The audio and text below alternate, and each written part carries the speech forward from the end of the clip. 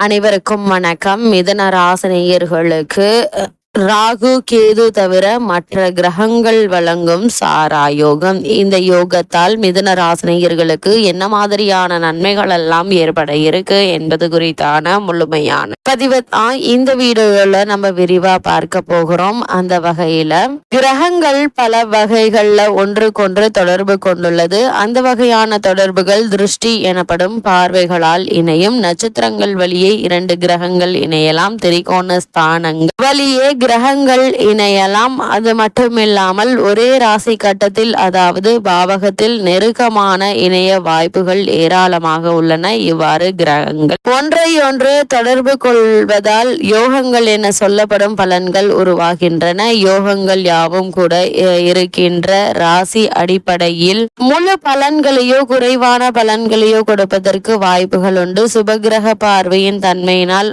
அதிகமாகலாம். சுபகிரகம் எதிர்த்தன்மையாக இருக்கும் போது, அதாவது 6ஆம் அதிபதியாகவோ அல்லது பாதக அதிபதியாகவோ இருக்கும் போது தரக்கூடிய பலன்களை சுபகிரகங்களை குறைப்பதற்கு வாய்ப்புகள் உண்டு என்பதை அனுபவத்தில் உணரலாம். ஆகவே எல்லா யோகங்களும் எல்லோருக்கும் ஒரே மாதிரி தருவதில்லை என்பது நிதர்சனம். யோகங்கள் முறையில் சாரா யோகத்தை பற்றி சாரா யோகம் அப்படின்னா என்ன என்று பார்க்கும்போது 4 ராகு கேது என்னும் சாயா கிரகங்களை தவிர மற்ற கிரகங்களான சூரியன், சந்திரன், செவ்வாய், புதன், குரு, சுக்கிரன் மற்றும் சனி ஆகியவை தொடர்ச்சியாக லக்னம் முதல் 4ஆம் பாவம் வரை தொடர்ச்சியாக அமைய பெறும் யோகம் சாரா யோகம் என்று சொல்லப்படுகிறது. இங்கே சாரம் என்பது தொடர்ச்சியாக தாங்குதல் என்று பொருள்படுகிறது. சாரம் என்பதற்கு ஒன்றுக்கொன்று தொடர்பு கொள்ளுதல் என்று பொருள் கொள்ளலாம். அது மட்டுமில்லாமல் இந்த யோகத்தால் என்ன மாதிரியான பலன்கள் ஏற்படும் என்று பார்க்கும் போது தலைமை பதவியை வகிக்கும் அமைப்பை